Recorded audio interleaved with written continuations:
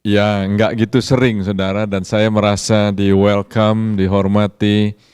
Saya senang sekali. Tapi Anda perlu tahu bahwa yang di sini setiap kali itu ya pastor Anda. Anda perlu juga menghormati pastor Anda di sini. Amin, saudara. Khususnya buat Pastor Ron dan istrinya Jane di sini, dan juga Pastor Z dan Lita. Berikan tepuk tangan pada mereka.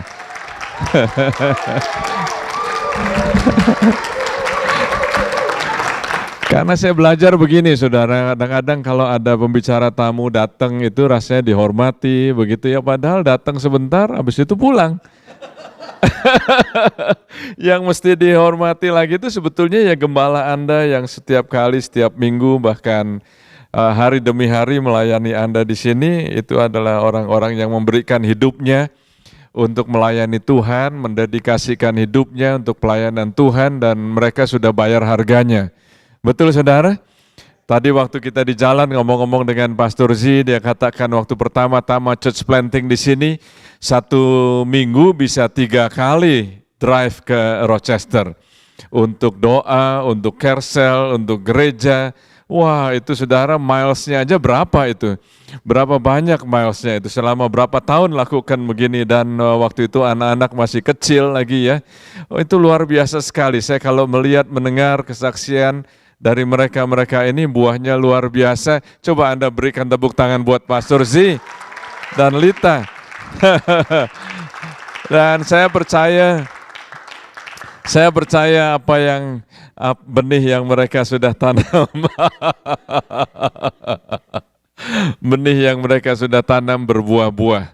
Dan ini adalah saatnya di mana Tuhan juga akan pakai semua Anda di sini. Percaya apa enggak? Tuhan akan pakai saudara semua di sini lebih lagi, bukan hanya di sini, bukan hanya begini aja, tapi Tuhan akan pakai Anda lebih lagi. Tuhan akan pakai Anda bukan hanya sekedar Kristen mingguan, bukan hanya Kristen mingguan, tapi Kristen bulanan. Amin, saudara.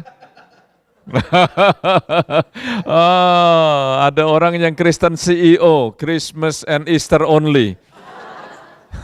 Saudara, nggak begitu, saudara. Tuhan mau pakai Anda semua untuk menjadi berkat. Nama gereja kita apa, saudara?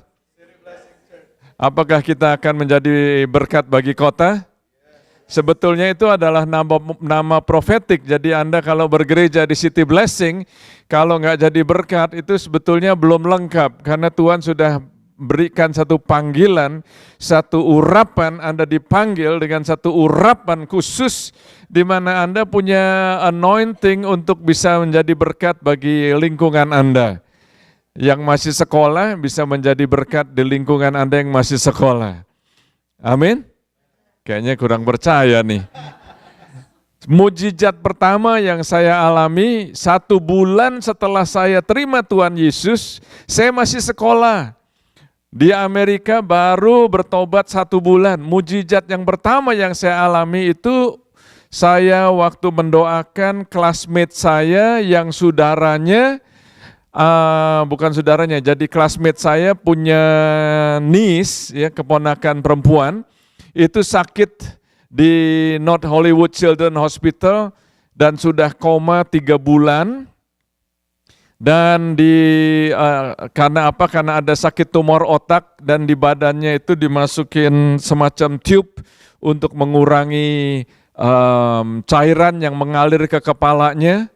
Dan ini saya dikasih tahu sama teman saya karena waktu saya sekolah, setiap kali kelas itu saya perhatikan teman saya ini kok, ini bukan orang Indonesia lagi, saudara. Saya datang ke Amerika nggak bisa ngomong Indonesia, nggak bisa ngomong Inggris. Maklum ini jam berapa ini?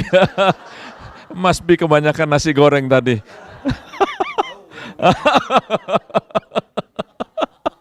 Saya datang ke Amerika nggak bisa ngomong Inggris, saudara. Inggris adalah bahasa saya yang keempat, saudara. First language itu bahasa Indonesia, the second bahasa Jawa, yang ketiga bahasa Jerman. Saya datang ke Amerika lebih bisa bahasa Jerman daripada bahasa Inggris tadinya. Lalu ke sini nggak bisa bahasa Inggris sama sekali, nggak bisa. Nah, waktu teman saya lihat ini, kenapa tiap kali dia datang ke kelas kok selalu tidur ya? Saya tanya, kamu kenapa tiap kali kalau ke sekolah tidur, saya mesti jaga keponakan saya yang sakit. Nah itu tadi, tumor otak, sudah 3 bulan koma, sudah ada tube di dadanya, kepalanya diberi semacam lubang untuk mengurangi pressure di kepalanya, ujung-ujung jari kaki, ujung jari tangannya pada biru semuanya. Saya waktu dengar begitu, saudara, tiba-tiba ada belas kasihan di sini. Waktu ada belas kasihan, saya bilang begini, itu saudara kamu percaya, orang tuanya ini percaya Tuhan Yesus apa enggak? Dia bilang percaya. Mau enggak saya doakan? Dengan yakin aja saudara. Baru bertobat, masih sekolah, masih student saudara. Lalu saya singkat cerita pergi ke North Hollywood Children's Hospital. Saya pergi dengan 2 teman saya, tapi masuk di ICU cuman boleh 2 orang, jadi kita bertiga pergi, cuman boleh 2 orang yang datang masuk ke dalam. Waktu masuk ke dalam doakan anak itu, saya hanya doakan singkat aja, nggak pernah, coba katakan nggak pernah diajarin pelayanan kunjungan, tapi sudah mengunjungi. Nggak pernah diajarkan mendoakan, tapi sudah mendoakan. Baca Alkitab belum habis, baru 1 bulan terima Tuhan. Lalu saya waktu lihat anak itu terbaring dan napasnya sudah mau putus, saya nangis saudara. Oh, saya nangis sih, saya orangnya bukan orang yang gampang nangis tadinya. Tapi setelah terima Tuhan, kok jadi gampang nangis ya, gampang terharu saudara waktu saya lihat anak ini. Nah, saya menangis dan saya doakan singkat aja. Tahu saudara, ini anak yang sudah koma 3 bulan setelah saya doakan. Singkat aja doanya, karena nggak tahu doa panjang-panjang saudara. Begitu selesai, amin. Tahu nggak apa yang terjadi saudara? Tidak terjadi apa-apa. Jangan mendahului saya, makanya Anda udah kayaknya oh gitu ya, nggak terjadi apa-apa saudara. Lalu waktu saya pulang, saya omong dengan roommate saya yang masih student juga. Jadi saudara, kalau saya bilang yang masih sekolah bisa jadi berkat, itu benar. Saya begitu pulang, saya omong sama roommate saya bilang, ini ada teman gua nih, keponakannya sakit, doain. Nah teman-teman saya ini bukan hanya doain, kita sama-sama doain dan puasain. Oh, saya terharu benar saudara. Saya merasa ada komunitas yang mendukung. Doa, puasa. Saya aja gak kenal sama anak itu. Apalagi roommate saya yang gak ikut ke rumah sakit. Lebih gak kenal lagi, benar ya. Tapi kita sama-sama doain, puasain, saudara. 3 hari kemudian teman saya telepon, dia bilang, Paul, keponakan saya sekarang sudah jalan, sudah main bola. Karena apa? Itu luar biasa saudara, karena dokter itu mengatakan ini kemungkinan sembuhnya kurang dari 1%. Dan kalau orang lagi koma itu nggak bisa dioperasi. Dan kalau sampai dioperasi pun, kalau sampai banyak sekali, kalau-nya itu banyak sekali saudara.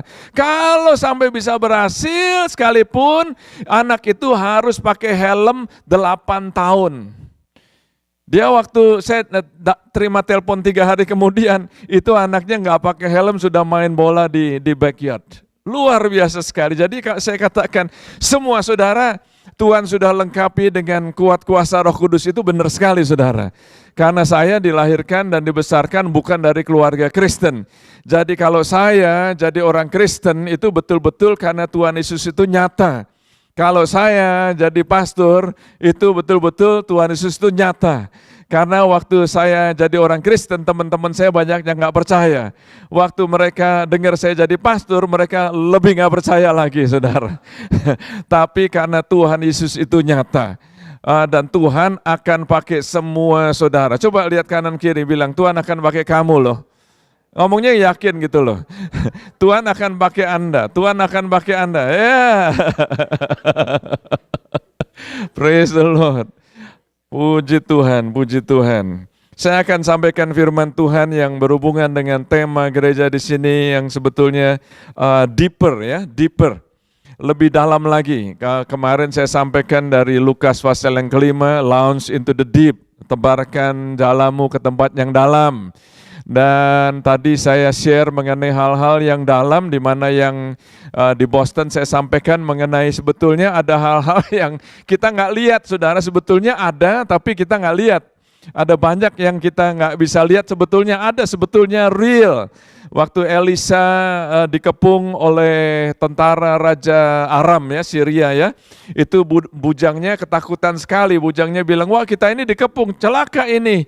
Tapi Elisa bilang begini, Tuhan buka matanya. Maka waktu Tuhan buka mata bujangnya ini, dia bilang, waduh, yang menyertai kita lebih banyak daripada yang menyertai mereka.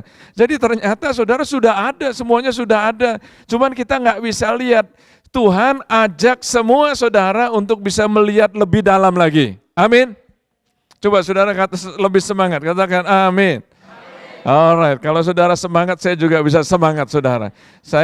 Waktu saya khotbah, Anda jangan berdoa syafaat buat saya.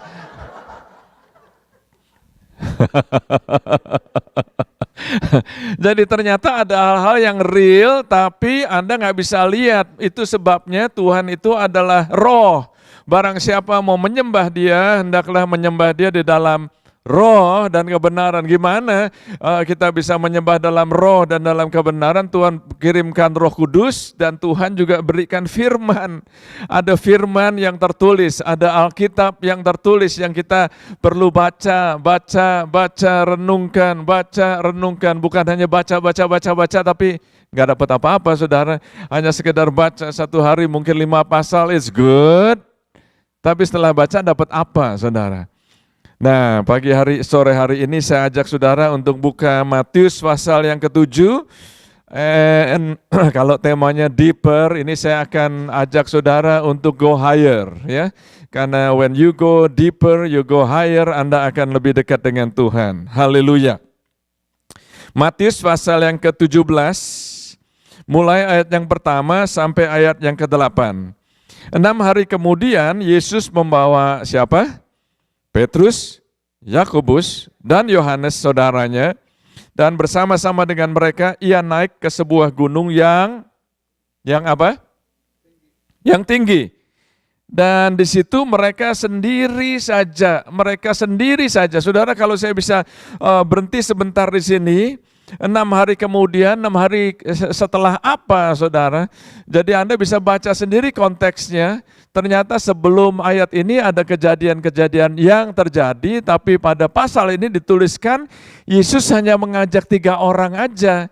Diajak kemana? Diajak ke tempat yang lebih tinggi, supaya apa? Supaya mereka, siapa mereka itu? Petrus, Yakobus, dan Yohanes, supaya mereka itu sendiri aja. Saudara, kita di sini ada berapa orang saat ini? Bagus kita berkumpul. Firman Tuhan mengatakan jangan menjauhkan pertemuan ibadat. Jangan, kita perlu seperti ini, perlu. Tapi kita juga perlu sendirian aja sama Yesus. Kita perlu sendirian aja sama Tuhan Yesus. Saya lihat ada orang-orang, bahkan ada hamba-hamba Tuhan yang kalau pergi itu dikelilingi dengan entourage. Banyak orang, ada bodyguard segala macam.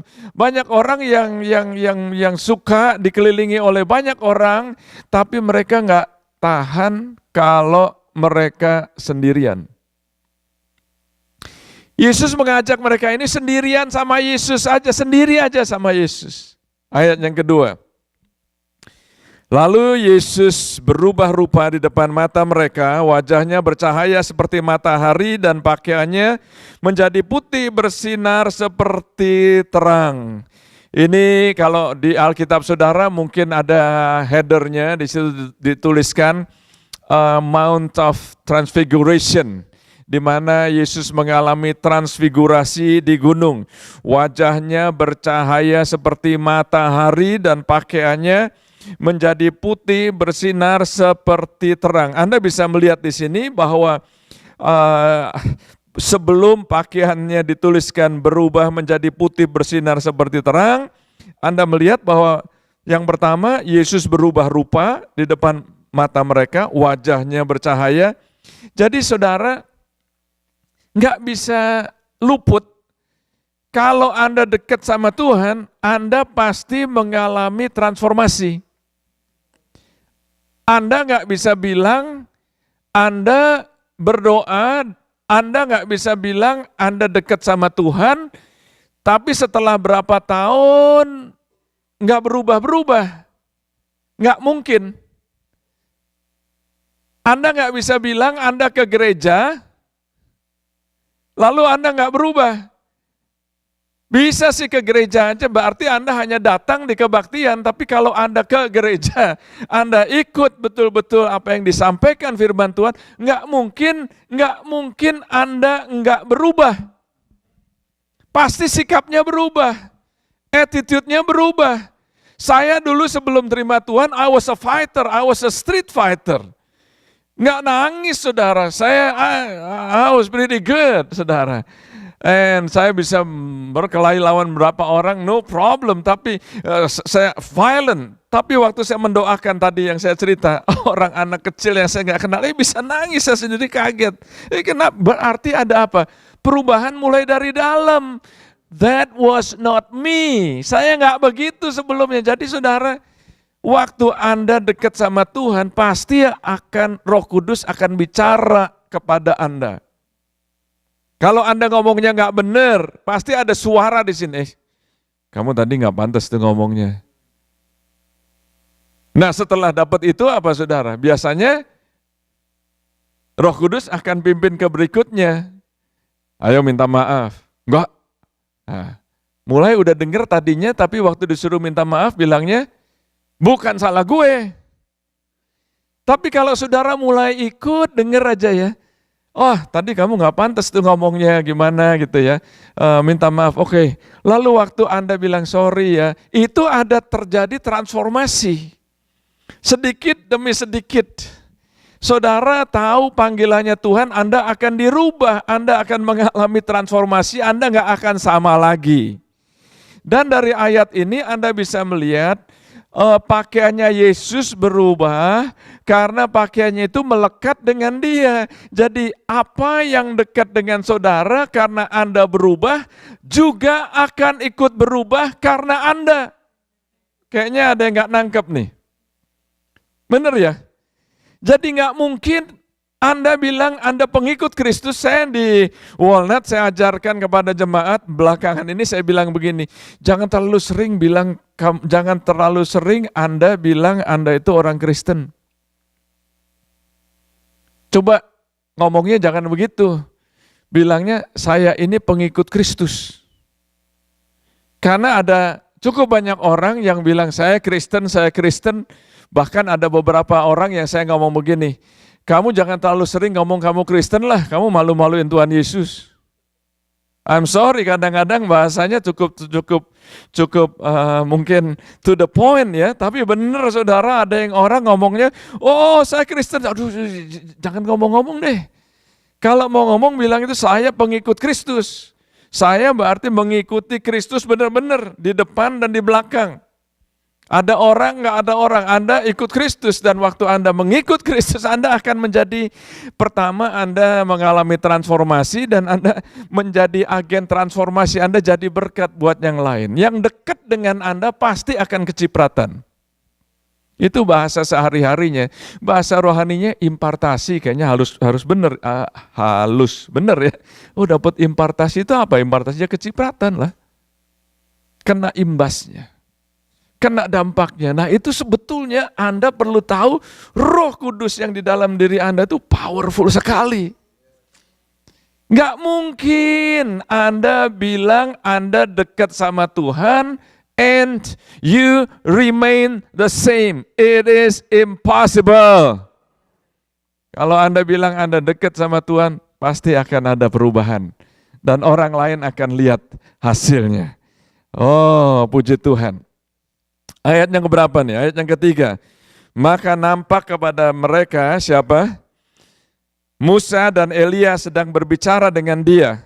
Kata Petrus kepada Yesus, Tuhan, betapa bahagianya kami berada di tempat ini. Jika engkau mau, biarlah kudirikan di sini 3 kemah. 1 untuk engkau, 1 untuk Musa, 1 untuk Elia. Dan tiba-tiba sedang ia berkata-kata, turunlah awan yang terang menaungi mereka, dan dari dalam awan itu terdengar suara yang berkata, inilah anak yang kukasihi, kepadanya lah aku berkenan, dengarkanlah dia. Mendengar itu tersungkurlah murid-muridnya dan mereka sangat ketakutan. Oh saudara, luar biasa sekali. Anda perlu tahu kalau ikut Tuhan itu ada sisi yang seringkali kita hanya memberatkan di sisi yang satu. Oh Tuhan itu baik, iya betul Tuhan itu baik. Tapi Tuhan juga adil. Tuhan itu maha kasih, ya Tuhan itu maha kasih, tapi dia juga akan datang kembali sebagai hakim. Oh ya, Tuhan, kita perlu tahu juga bahwa Tuhan itu adalah api yang menghanguskan. Oh, ada orang yang mengatakan, saya mau dekat dengan Tuhan, saya mau mengalami Tuhan, saya mau mengalami jamahan Tuhan. Di sini saudara, bukan hanya di sini aja, di beberapa ayat lainnya Anda melihat orang yang dijamah sama Tuhan ketakutannya bukan main saudara. Jadi Tuhan itu dahsyatnya bukan main. Saya masih ingat Bapak rohani saya, Bishop Bud Pierce, waktu mengalami lawatan Tuhan selama 3,5 tahun di Baltimore. Tahun 97 sampai 99, 3,5 tahun kira-kira. Itu waktu orang mau datang ke gereja aja, saudara, mau masuk aja, udah ada hadirat Tuhan, baru sampai di parking lot sudah rebah. Nggak bisa ngapa-ngapain, saudara. Itu pembicara yang datang, mau bicara aja, kadang-kadang nggak sampai bisa bicara. Saya waktu diminta menjadi salah satu pembicara berapa tahun kemudian, itu saya masih ingat waktu itu ada 4 pembicara yang bicara di workshop.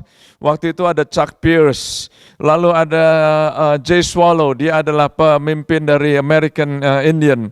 Lalu ada saya, lalu ada seorang hamba Tuhan lainnya. Itu Chuck Pierce, ada yang pernah dengar nama Chuck Pierce? Dia adalah seorang nabi, dia luar biasa dipakai Tuhan.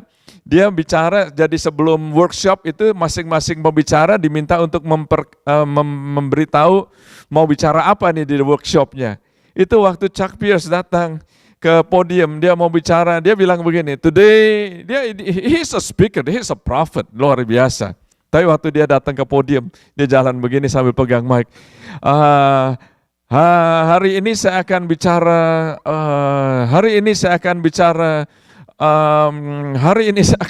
nggak bisa ngomong saudara. Luar biasa sekali.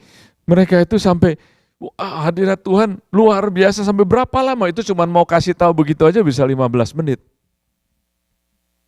Lalu pemimpin dari Native American, dia membawahi 138 tribes. Orang yang dipakai Tuhan luar biasa. Dia waktu sampai di depan, lupa dia mau ngomong apa. Sampai berapa lama orang tunggu-tunggu. Akhirnya dikasih saya, giliran saya. Saya pikir, saya nggak tahu, ini ada apa di situ ya. Saya datang ke sana, saya mau bicara, baru saya dekat di situ. Mau jatuh saya, saudara. Orang ketawain saya. Mereka bukan mentertawa, maksudnya ini ada kuasa Tuhan yang hadirat Tuhan yang luar biasa sekali. Setelah saya berusaha dengan susah payah. Ini nggak ada orang, nggak ada yang doain, nggak ada yang tumpang tangan. Setelah saya jalan pelan-pelan ke arah orang, kan ada 4 pembicara ya, ada 1 lagi. Saya kasih mic-nya ke dia, dia bilang, I'm not going up there. Jadi waktu murid-muridnya ini dekat sama Tuhan apa enggak saudara? Tapi waktu melihat Yesus dimuliakan, mengalami transfigurasi, mereka ketakutan luar biasa sekali. Ayat berikutnya. Oh Lord. Ayat yang ke-7, lalu Yesus datang kepada mereka dan menyentuh mereka sambil berkata, berdirilah, jangan takut. Tahu saudara, yang saya baru baca ini juga adalah rema buat beberapa saudara di sini. Tuhan saat ini bicara kepada Anda, jangan takut, karena ada saudara-saudara yang hadir di sini saat ini mulai dari khawatir, karena Anda diamkan terus, Anda jadi ngomongnya negatif, pikirannya negatif, nggak ada iman, dari khawatir Anda mulai jadi takut. Firman ini buat saudara, jangan takut. Jangan takut. Coba katakan jangan takut. Ngomong yang yakin, jangan takut. Ngomong kepada diri Anda sendiri, jangan takut. Ayat 8, dan ketika mereka mengangkat kepala mereka, mereka tidak lagi melihat seorang pun, kecuali Yesus seorang diri. Saudara, saya melihat bahwa di dalam, mereka hanya mengalami ini sebentar-sebentar aja, saudara. It's just like glimpses. Coba katakan glimpses. Apa itu ya dalam bahasa Indonesianya? Seperti sekejap aja gitu ya. Di dalam hidup kita ini ada sekejap aja Tuhan ingatkan gitu saudara. Sekejap sebetulnya di dalam hidup kita ini ada banyak sekali yang kita alami, kelihatannya sekejap aja saudara. Tuhan juga nyatakan sekejap kepada semua saudara sebetulnya. Dia nyatakan kepada saudara hal-hal yang enggak detail saudara. Dan saudara suka mengalami itu dan Anda ngalamin, wah enak sekali ngalamin seperti itu. Tapi kemudian Anda akan dibawa ke reality. Pada waktu Anda kembali kepada reality, biasanya Anda bisa mulai takut atau bingung lagi. Makanya perlu mendekat kepada Tuhan. Saya melihat di sini Yesus mengajak mereka, dia menarik 3 dari 12 muridnya dan mereka itu dipisahkan. Mereka dipisahkan dari teman-temannya. Kalau Anda mau melihat kerajaan Tuhan, kuasa Tuhan, maka Anda nggak bisa nggak dipisahkan. Anda pasti ada pemisahan. Pemisahan apa? Mulai dari pemisahan waktu Anda pakai waktu bagaimana? Pemisahan dengan teman-teman Anda. Saya waktu baru bertobat, saudara, saya mengalami banyak ujian, temptation ya, di mana teman-teman saya yang belum kenal Tuhan itu ngajak saya kembali, saudara. Saya stand firm di dalam Tuhan.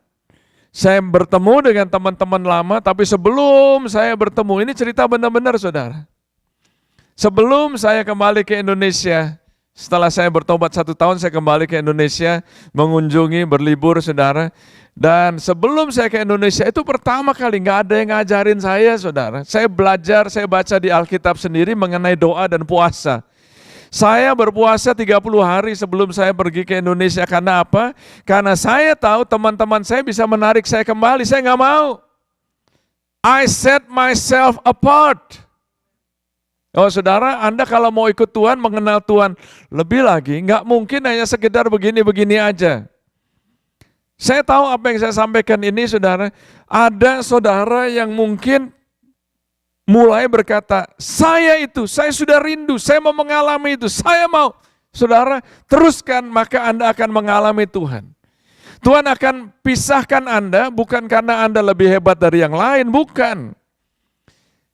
Tuhan pisahkan saya, bukan saya lebih hebat daripada yang lain, bukan saudara, tapi karena masing-masing kita ada panggilannya yang sesuai dengan apa yang Tuhan sudah tunjukkan.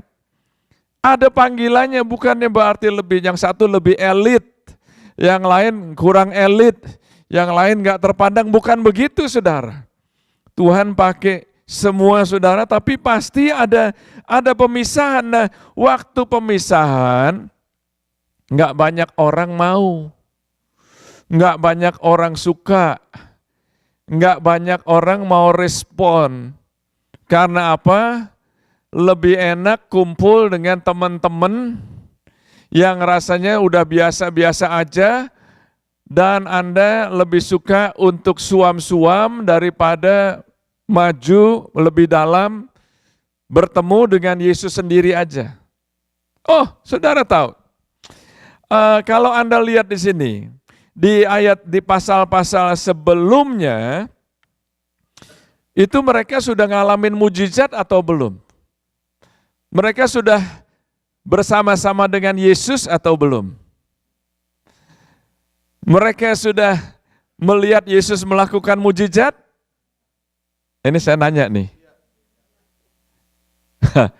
Sudah. Semuanya sudah. Mereka melihat.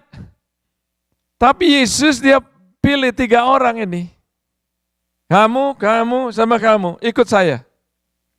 Naik ke tempat yang tinggi. Saudara naik ke tempat yang tinggi, siapa di sini yang suka hiking?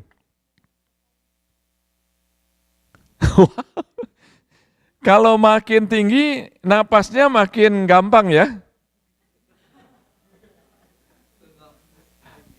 Makin susah, saudara. Saya dulu kalau pergi ke Colorado Springs, setiap kali saya pergi ke Colorado Springs kok pusing ya. Kenapa ya? Rupanya tinggi dia elevasinya. Jadi mesti banyak minum air. Yesus bawa mereka bertiga ini ke tempat yang tinggi. Anda akan dibawa ke tempat yang lebih tinggi. Asal Anda mau bersama-sama dengan Yesus sendirian. Going deeper, going higher. Tuhan mau bawa semua Anda ke tempat yang lebih tinggi.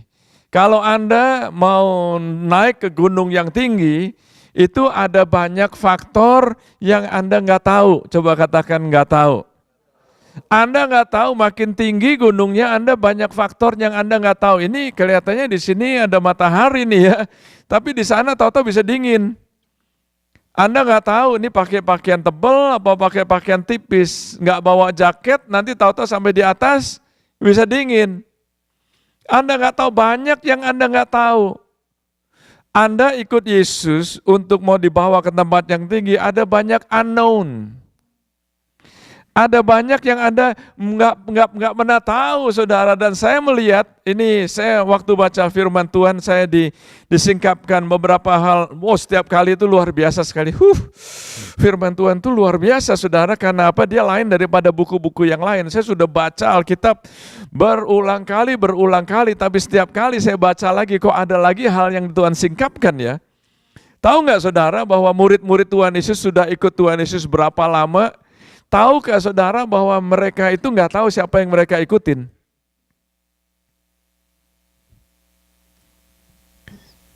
Yesus tanya, menurut mereka, aku ini siapa sih? Itu nggak ada yang bisa jawab. Anda kalau udah terlalu tradisional, kebiasaan, are you with me? Anda bisa mendahului khotbah saya. Menurut kamu siapa sih? Oh ya, kamu Yesus adalah, kamu adalah Jesus the Christ, the Son of the Living God.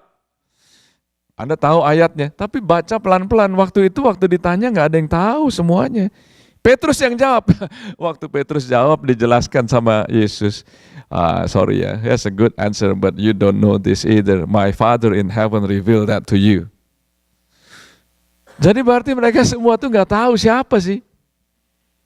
Dulu saya kalau memuridkan orang, saya pikir orang yang sudah ke gereja, sudah setia, hanya itu aja yang saya pilih. Ternyata saudara, ini yang dimuridkan oleh Tuhan Yesus, orang-orang yang masih nggak kenal dia, siapa itu? Sekarang ada orang-orang yang saya muridkan, sebelum ke gereja sudah saya muridkan. Saya simpan waktu, saya doakan.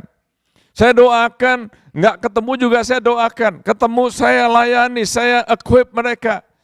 Yesus waktu tanya, siapa? Nggak ada yang bisa jawab, mereka nggak kenal. Nah mereka ini sudah ngalamin mujizat. Di bukit, di bawah, mereka sudah ngalamin, sudah ngelihat. Tapi kalau mau tahu Yesus secara pribadi, Anda perlu naik ke tempat yang tinggi. Kalau Anda nggak mau meninggalkan teman-teman Anda yang 9, Anda nggak akan melihat the one that is really the Son of God. Kita perlu meninggalkan. Apa? Coba Anda tanya saat ini kepada diri Anda sendiri. Apa yang perlu Anda tinggal?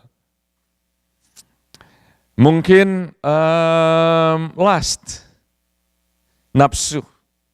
Mungkin pornografi, mungkin hobi, mungkin Anda perlu nggak lagi suam-suam, mungkin Anda perlu merubah lifestyle Anda,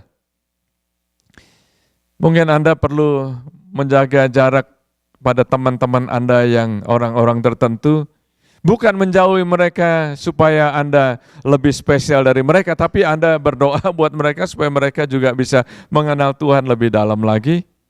Mereka terima Tuhan. Apa yang Anda perlu setelah saat mendengar firman ini, bagaimana respon Anda? Apa yang perlu Anda tinggalkan?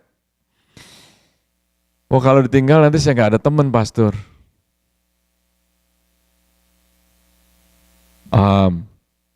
Saudara, ini perlu ada balance ya. Bukan berarti Anda ninggalkan terusnya tanpa ada tujuan, tapi begini saudara. Tahukah bahwa di dalam hidup ini setiap Anda itu mengalami masa sendiri? Tahu maksudnya? Kita bisa kumpul di sini rame-rame ya. Tapi waktu pulang Anda sendiri kan? Waktu ada tantangan Anda sendiri juga kan? Oh ya, bisa minta tolong teman, bisa share kepada teman. Tapi saudara, kalau yang saya maksudkan sendiri itu Anda kalau senang sama-sama ya, derajat senangnya Anda nggak sama dengan teman Anda. Kalau Anda sedih, Anda kehilangan orang yang Anda kasih meninggal. Anda sedih, teman-teman datang, menguatkan, menghibur, ada kebaktian penghiburan misalnya. Good. Mereka mungkin menangis sama Anda, bersama Anda. Tapi yang paling sedih ya Anda. Nangkep ya? Masa-masa di mana sebetulnya tuh kita ini baik, makanya kita perlu pertemuan seperti ini, tapi kita juga perlu siap waktu kita sendiri. Dan terlebih lagi kalau nanti kita masing-masing meninggal, kita juga sendiri itu bertemu dengan Bapa Surgawi, masing-masing Anda dan saya sendiri. Saya nggak bisa bilang, waduh Tuhan, saya dulu dekat loh sama Pastor Z. Ya kamunya sendiri kok nggak mau dekat sama saya. Jadi ada sendiri, masing-masing akan menghadap tahtanya Tuhan. Sendiri kita ikut sama Tuhan. Sendiri di mana Anda harus membuat keputusan. Anda harus membuat keputusan, dan pada saat Anda mau membuat keputusan biasanya ada tarik-tarikan. Bahasa Inggrisnya ada tug of war. Ikut apa enggak ya? Kayaknya Anda melihat visi ke depan, iya, mau ikut seneng nih.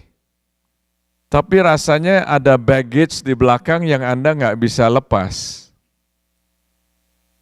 Nggak mau tinggalkan. Anda mau taat di dalam roh, tapi daging ini lemah. Yang mana yang mau diikutin? Dan dua forces ini,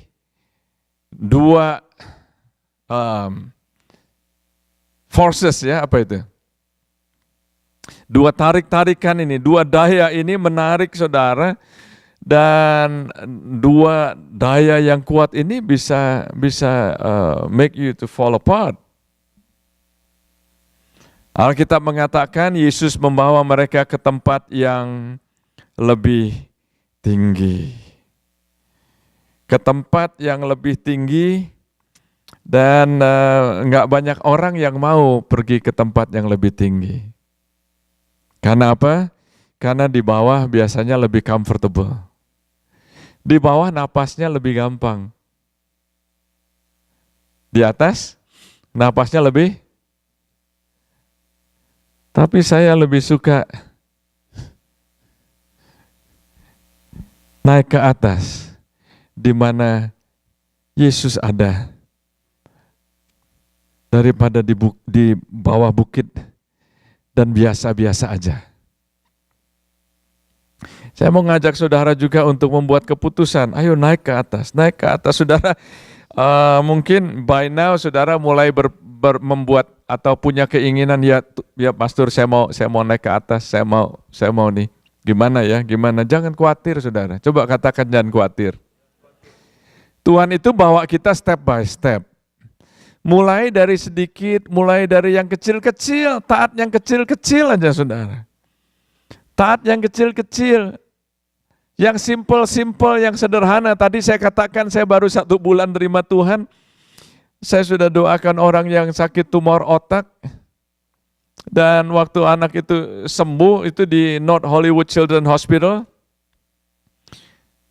Masuk di artikelnya, di headliner, mereka punya artikel, bulletin board, Miracle Baby. Itu sebetulnya kalau dipikir-pikir ya, I was crazy. Tapi saya pikir-pikir lagi, dulu gue belum ikut Tuhan juga banyak melakukan hal-hal yang crazy, yang membahayakan saya, yang bisa membuat saya celaka, yang bisa membuat saya mati. Saya masih ingat salah satu teman saya high school, itu berkelahi ditusuk 27 tusukan, mayatnya dibuang ke kali. Saya in my younger years, berkelahi di jalan, kemungkinan aja saya bisa mati juga. Karena saya crazy. Nah sekarang saya tahu jalan yang benar. Sekarang saya tahu, saya ada keyakinan, ada keselamatan. Tuhan Yesus bicara yang gak mencelakakan saya, tapi memberikan rencana yang penuh pengharapan. Kenapa gak berani?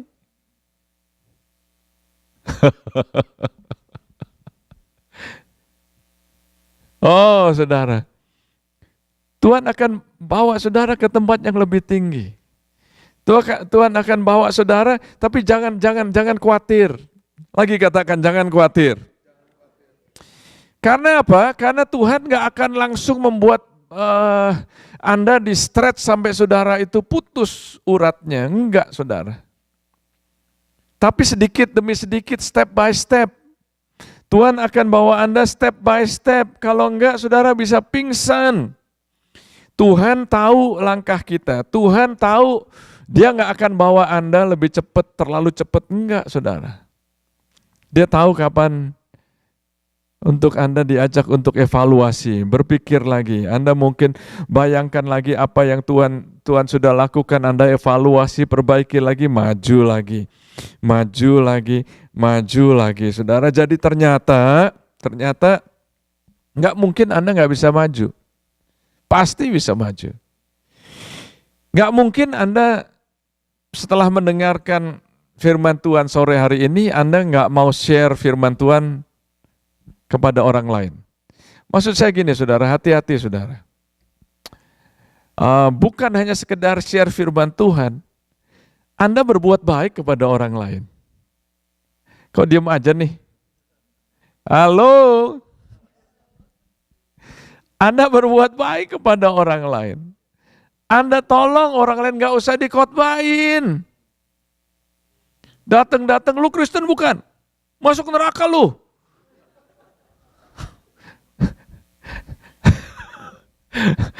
Anda berbuat baik, tolong. Anda nyatakan kasihnya Tuhan, Anda bersabar, Anda ditolak, Anda kasihin, Anda dianiaya, Anda doakan. Anda orang perlu doakan, Anda doakan. Orang perlu makan, Anda berikan makan. Orang perlu tumpangan, Anda berikan tumpangan. Diam aja nih. Saya ini bertumbuh dari kayak begini, saudara. Waktu saya baru bertobat itu karena teman saya, roommate saya. Roommate saya umurnya sama saya. Nggak heran, lucunya tanggal lahir, bulan, tahunnya sama persis lagi. Nama depannya sama lagi. Ini benar. Jadi waktu baca firman Tuhan, kalau kamu melihat ada orang yang nggak ada tempat tinggal, bawalah dia. Jangan berbuat baik kepada orang yang bisa membalas kebaikanmu. Kan banyak kan orang kalau orang kaya berbuat baik pada orang kaya supaya dapat imbalannya gitu ya. Tuhan nggak ngajarinnya nggak begitu. Nah ini teman saya, teman saya satu hari pulang ke apartemen, bawa orang bule, compang-camping. Saya waktu lihat, lalu teman saya, dia minta izin sih, karena saya roommate-nya kan. Dia bilang, Paul, gue pikir gimana nih, ini dia nih gue ketemu di jalan, kasihan dia. Lu pikir gimana kalau dia tinggal sama kita 1 minggu? Gawat nih.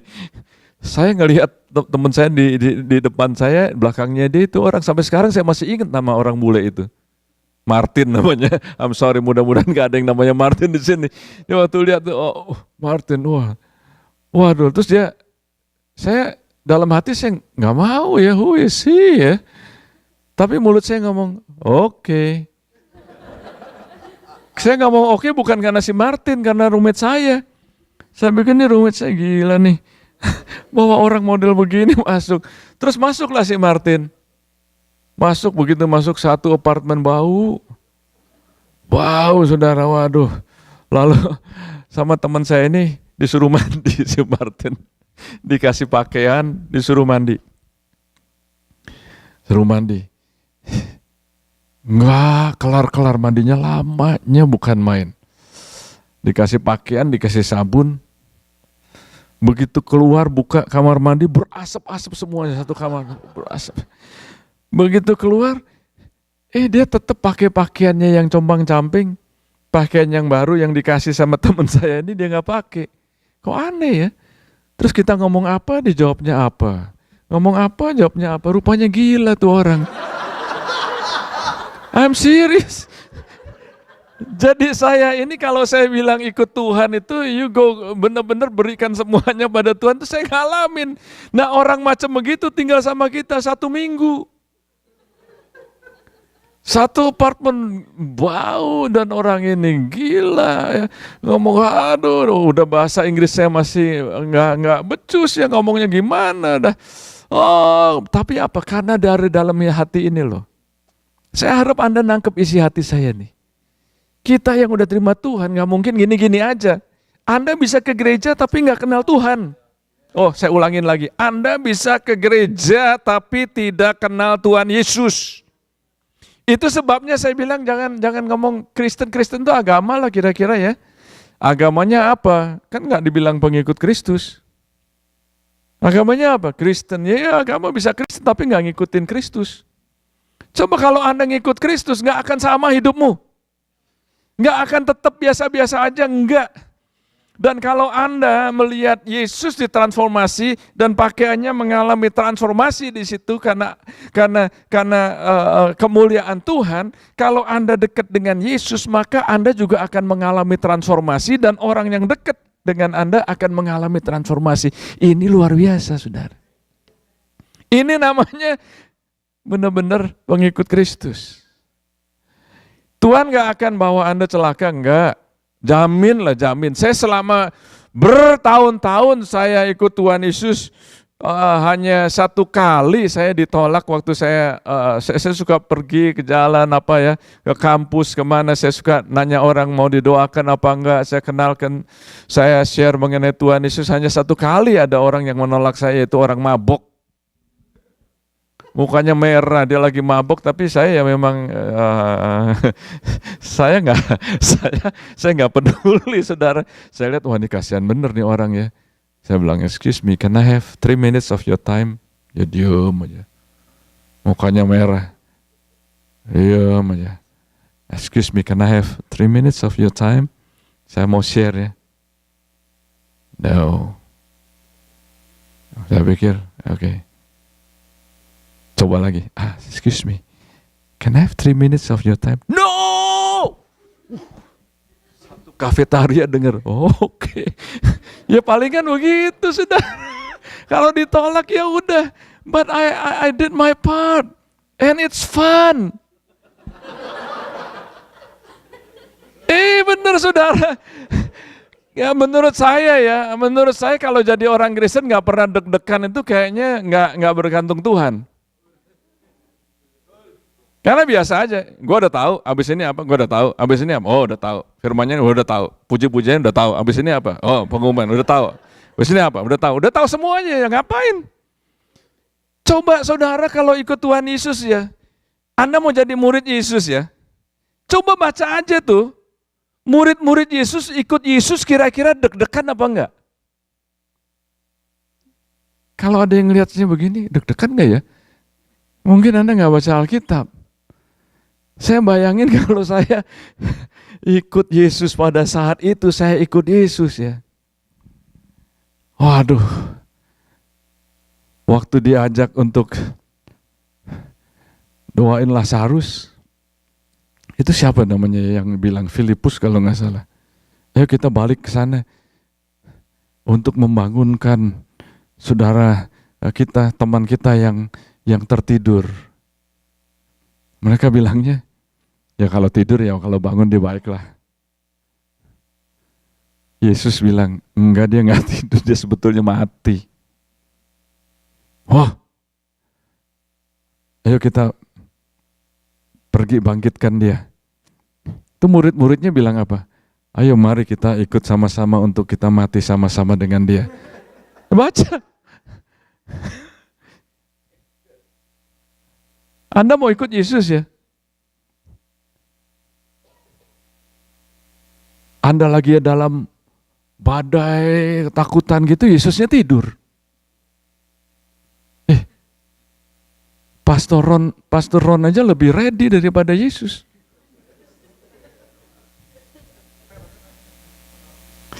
Mungkin kalau Yesus jadi pastor di sini, mungkin Anda nggak suka tuh. Diam aja nih. Diteleponin nggak jawab, di SMS nggak jawab. Saudara udah sakit ditelepon nggak jawab, di SMS nggak jawab, di email nggak ada. 3 hari kemudian saudaranya udah mati baru hai. Bener nggak?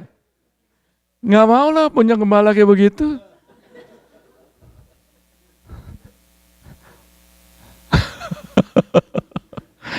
Lagi ada badai, tidur. Lah, Anda kalau baca di situ tuh kira-kira banguninnya nggak?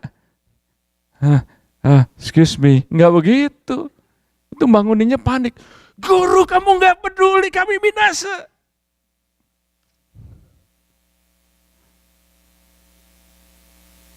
Itu sebabnya yang saya bilang. Waktu gereja Bishop Bud Pierce, Bapak rohani saya di Baltimore, mengalami lawatan Tuhan yang luar biasa. Itu ada orang yang terbaring di lantai ya. Itu dia ngalamin jamahan Tuhan. Ada yang bilang begini, God, sambil nangis. Don't come any closer to me, lest I die.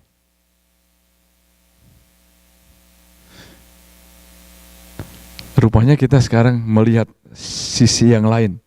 Kita mau mendekat kepada Tuhan, benarkah? Daniel, di dalam buku Daniel waktu dia mengalami dikunjungi malaikat Tuhan, dia sakit 3 minggu. Luar biasa. Hadirat Tuhan yang luar biasa begitu, saudara. Jadi kita jangan main-main sama Tuhan, tapi dia mengasihi Anda. Saya nggak menakut-nakuti Anda, enggak. Maksudnya saya sampaikan ini, Tuhan yang begitu dahsyat itu sayang loh sama Anda. Tuhan yang begitu, kalau kita ini melihat Tuhan, Yohanes Pembaptis mengatakan demikian. Yang datang kemudian daripada aku itu lebih besar daripada aku. Aku mau lepas kasutnya aja nggak layak. Dia akan membaptis kamu dengan Roh Kudus dan dengan api. Dengan apa? Dengan apa? Sekali lagi? Roh Kudus, ya, Roh Kudus. Saudara perlu tahu Roh Kudus itu siapa? Roh Kudus mau memenuhi Anda. Dan dengan api. Nggak mungkin jadi orang Kristen itu suam. Impossible. Selalu ada api yang menyala-nyala. Dan waktu ada api yang menyala, yang membakar Anda. Api itu kalau membakar, apa yang dibakar oleh api itu merubah komposisinya. Apa yang dibakar oleh api itu, komposisinya berubah. Are you with me? Kalau Anda mengizinkan api Roh Kudus membakar Anda, gak mungkin Anda sama lagi. Gak mungkin Anda sama lagi. Oh, Jesus. Saya berharap ada cinta mula-mula mulai bangkit di dalam hidup Anda. Mulai Anda punya kehausan lagi. Anda bisa bayangkan bahwa murid-muridnya selama pasal-pasal sebelumnya mereka they walk with Jesus. Mereka jalan sama-sama Yesus, mereka makan sama-sama Yesus, mereka tinggal sama-sama Yesus. Tapi mereka tidak tahu who Jesus really was. Until mereka nggak tahu siapa ini. Padahal udah ikut. Nah, saya perkenalkan Anda, mungkin Anda sudah ke gereja, saya nggak tahu berapa lama. Ini saya mau supaya Anda membuka hati, ini Yesus ini luar biasa sekali. Dan di konteks ini Anda bisa melihat, mereka nggak tahu siapa itu Yesus sampai mereka melihat Yesus dinyatakan. Dan di situ saudara, Yesus dinyatakan itu ternyata di tempat yang tinggi. Tempat yang tinggi. Siapa yang mau ke tempat yang tinggi bersama Yesus? Tempat yang bagaimana sih tempat yang tinggi? Ternyata tempat yang tinggi adalah tempat di mana waktu Anda bergumul, tapi Anda tahu Yesus bersama dengan Anda.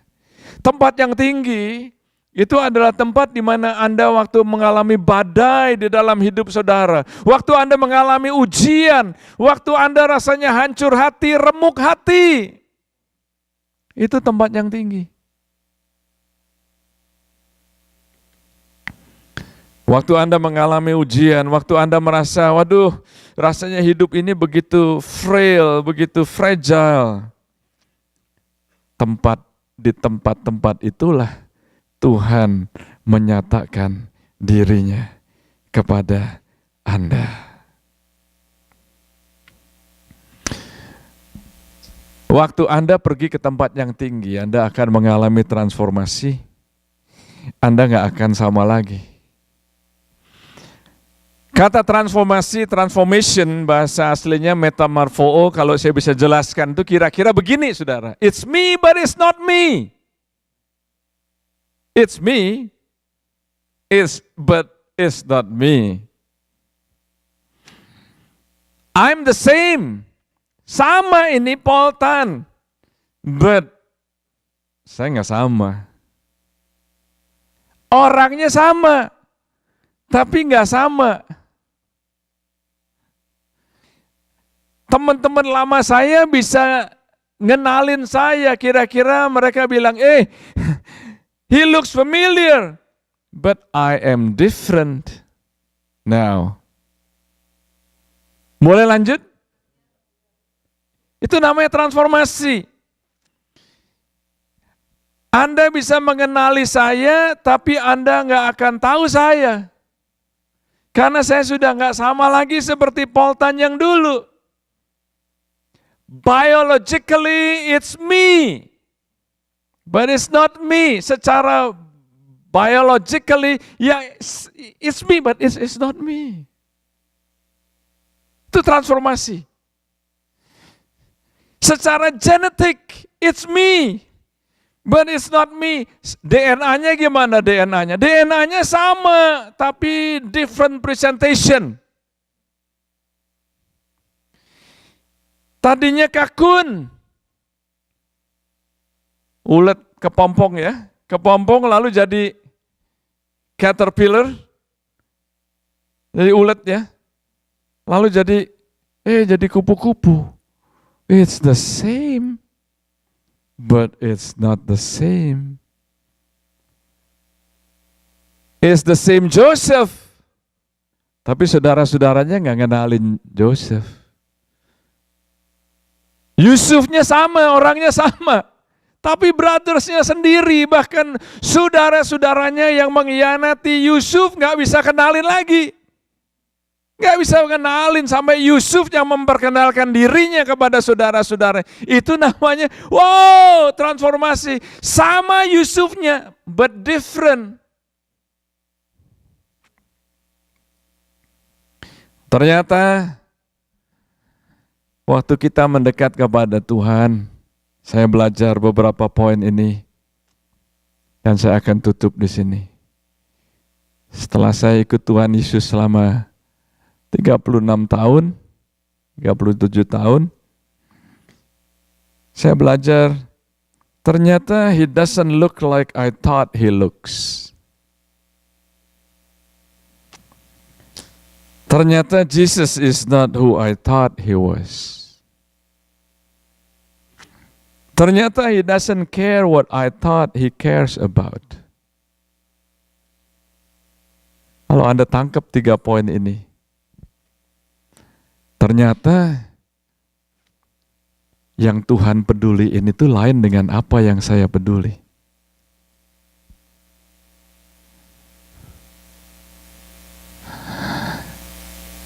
Ternyata kalau saya maunya naik, ternyata jalannya Tuhan itu untuk naik turun dulu.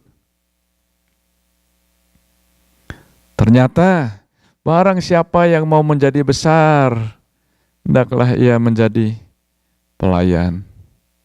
Barang siapa yang mau menjadi paling besar, hendaklah ia menjadi budak. Oh, beda ya. Ternyata kita ini, apalagi di Amerika, sudah banyak diisi dengan hal-hal yang bukan hanya di Amerika sih sebetulnya, tapi khususnya di Amerika banyak diisi dengan materialisme. Kita pikir kalau kita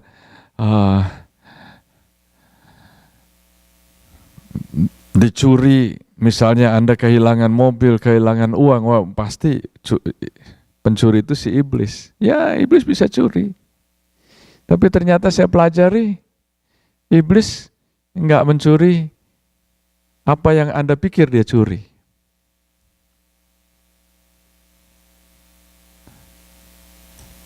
Iblis enggak perlu duit Anda, enggak perlu barang Anda. Dia mau mencuri damai, dia mau mencuri sukacita, dia mau mencuri destiny. Dan sebaliknya, kalau Tuhan melakukan sesuatu yang kita nggak bisa mengerti, biasanya yang Tuhan lakukan itu lain dengan apa yang kita pikir dia sedang lakukan. I hope you catch this.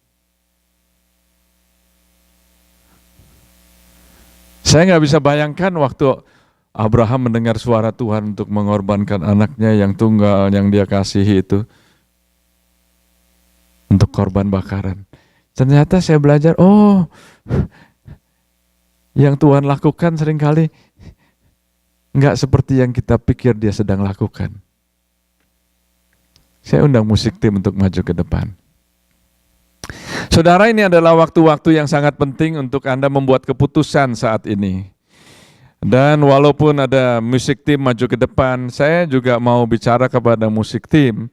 Kalau Anda maju ke depan, Anda tetap juga perlu fokus dengan apa yang saya akan katakan dan tetap fokus kepada Tuhan, dan Anda juga perlu tetap berdoa yang di atas di sini ya. Dan semua saudara di sini Anda perlu tahu bahwa ternyata ya di mana-mana itu banyak orang suka puji-pujian. Suka dengan suka nyanyi, suka puji-pujinya bagus, musiknya bagus, puji Tuhan, saya juga suka saudara. Tapi nggak banyak orang yang suka dengar khotbah. Itu sebabnya kalau dengar khotbah ada orang-orang yang berdoa syafaat buat pengkhotbah alias ngorok atau tidur. Kenapa saudara? Kenapa lebih banyak orang yang suka suka puji-pujian tapi nggak suka dengar khotbah? Karena waktu dengar puji-pujian itu Anda nggak perlu membuat decision, Anda nggak perlu membuat keputusan. Tapi waktu Anda mendengarkan firman Tuhan, Anda perlu membuat keputusan. Keputusan apa yang Anda perlu ambil? Keputusan apa setelah Anda sambil mendengarkan, oh itu buat saya, oh ya saya mau berubah, oh ya saya mau meninggalkan ini, saya mau naik ke tempat yang tinggi, oh ya di dalam pergumulan saya sekarang akan melihat dengan sisi yang berbeda, oh ternyata Tuhan izinkan saya begini, saya nggak akan komplain lagi, sekarang ternyata saya tahu Tuhan bawa saya ke tempat yang lebih tinggi, supaya waktu saya mengalami ujian, tantangan, saya bisa sendirian dengan Yesus. Nah itu keputusan seperti itu sehingga Anda, kalau enggak saudara, Anda bisa ke gereja tapi Anda enggak ada perubahan. Mari kita bangkit berdiri. Tuhan Yesus, hamba-Mu berdoa saat ini. Biar keputusan ilahi dibuat oleh umat-Mu. Hari ini ya Tuhan, saat ini Anda masing-masing membuka hati. Tuhan bicara. Anda dibawa lebih dalam, Anda dibawa untuk bisa melihat hal-hal yang tadinya Anda nggak bisa lihat. Anda dibawa ke tempat yang lebih tinggi, di mana Anda mengenal Yesus dari perspektif yang berbeda. Oh ya, mungkin Anda sudah ke gereja, saya nggak tahu berapa lama, setahun, 2 tahun, bahkan 5 tahun, bahkan lebih. Tapi hari ini, saudara, saat ini, Anda mau nggak mengizinkan supaya Anda bisa mengenal Yesus dari perspektif yang beda? Dari perspektif yang, oh ternyata ini toh Yesus yang sesungguhnya. Ini toh Yesus yang mengasihi aku. Ini toh panggilan saya sebagai orang percaya. Ini toh maksudnya, ini toh tujuannya. Ini toh saya sekarang berada di gereja City Blessing dengan tujuan yang demikian. Ternyata saya bisa dipakai, ternyata saya single bisa dipakai, married bisa dipakai, tua bisa dipakai, Tuhan dengan luar biasa. Anda muda bisa dipakai Tuhan, luar biasa juga, yes. Don't underestimate the presence of the Holy Spirit in you. Tuhan bicara kepada saudara saat ini. Oh God, masing-masing Anda bertanya kepada diri sendiri, apa yang Anda perlu tinggalkan? Mungkinkah gaya hidup Anda? Mungkinkah cara bicara Anda? Mungkinkah internet Anda? Mungkinkah situs-situs yang Anda kunjungi perlu Anda tutup? Nggak akan Anda visit lagi? Mungkinkah ada relationship, hubungan yang Anda perlu tinggalkan? Anda buat keputusan saat ini. Buat keputusan. Mungkinkah Anda saat ini membuat keputusan di mana, ya sekarang saya nggak mau suam-suam lagi. Saya nggak mau suam-suam, I'm tired of myself. Mungkin Anda perlu buat keputusan yang demikian. Anda katakan kepada Tuhan. Karena ada orang-orang yang sebetulnya they are suffering. Gereja ya senyum tapi waktu sendirian rasanya nggak happy, bahkan capek rasanya. Anda nggak perlu capek. Anda perlu tahu bahwa ternyata Tuhan yang kita sembah itu adalah Tuhan yang mampu merubah dari kepompong, ulet jadi kupu-kupu yang indah. Saya dulu, hidup saya kalau nggak Tuhan selamatkan, saya bisa gone long time ago. Tapi sekarang Tuhan pakai saya ya. Tuhan yang sama juga bisa pakai Anda. Tuhan yang sama juga bisa merubah Anda. Anda nggak perlu capek, Anda nggak perlu frustrasi. Anda berserah kepada Tuhan. Karena ada orang-orang yang capek, minggu demi minggu ke gereja. Tapi selesai gereja rasanya sudah, Anda bosan dengan hidup Anda. Anda hidup di pola yang lama. Senin, Selasa begitu. Rabu sudah frustrasi, Kamis sudah marah-marah. Jumat sudah gosip sana sini. Sabtu rasanya udah gak tahan lagi, Minggu ke gereja lagi rasanya haleluya, haleluya. Tapi Senin begitu lagi. No, you don't have to be like that. Tuhan yang kita sembah itu peduli dan Dia bisa merubah. Dia bisa merubah dari dalam keluar.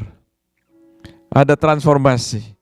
Dan dia mau mengajak saudara semua, ini adalah undangan. Aku bawa kamu ke tempat yang lebih tinggi. Aku bawa kamu ke tempat yang lebih tinggi. Tuhan ajak saudara. Setiap saudara diajak ke tempat yang lebih tinggi. Tuhan mau ajak saudara. Siapa di sini yang berkata, Tuhan ajak aku menerima undanganmu, aku mau naik ke tempat yang lebih tinggi. Angkat tangan saudara. Angkat tangan saudara. Yes, ada lagi. Anda buat komitmen. Yes. Oh, banyak saudara yang mengangkat tangan. Saudara yang sudah mengangkat tangan, tahu saudara bahwa Anda mengangkat tangan bukan untuk saya lihat, tapi Anda membuat komitmen kepada Tuhan. Anda membuat komitmen kepada Tuhan dan Tuhan menghargai komitmen Anda. Dia mengasihi Anda, jadi Anda perlu ingat saat-saat ini. Nanti kalau Anda pulang dan Anda bergumul rasanya nggak bisa, Roh Kudus akan bantu Anda.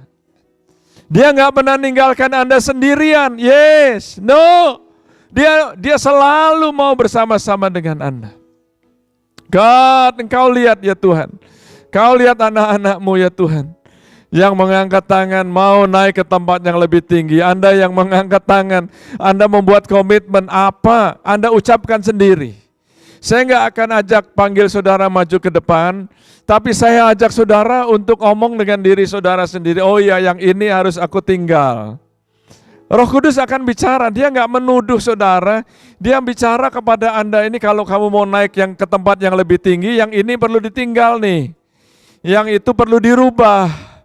Yang relationship nggak bisa sama seperti dulu lagi.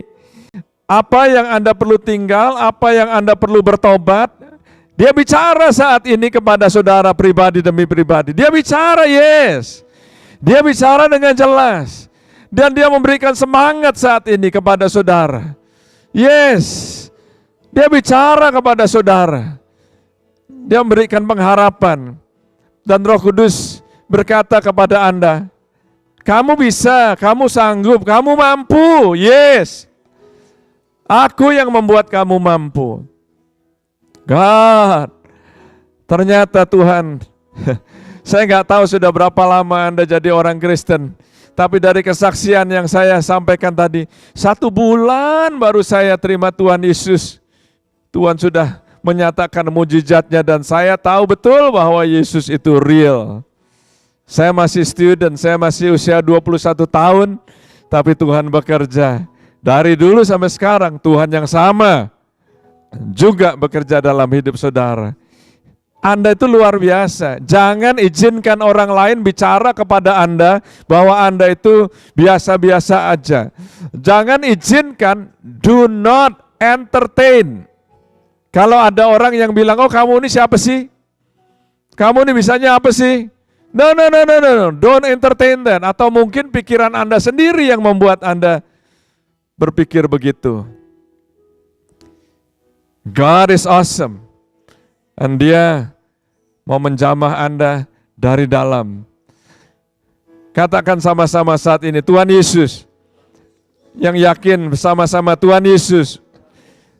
Ini aku. Jamah aku lagi. Urapi aku lagi. Dengan urapan yang baru. Aku nggak sama lagi. Aku membuat komitmen untuk naik ke tempat yang tinggi. Bersama dengan Engkau. Sendirian aja dengan Engkau. Nyatakan dirimu kepadaku. Lebih dalam lagi. Ini aku ya Tuhan. Aku tahu Engkau mengasihi aku Tuhan. I love you Jesus.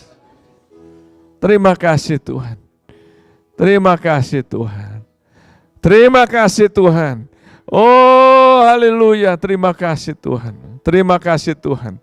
Praise Jesus. Praise Jesus. Praise Jesus. Oh praise you Jesus.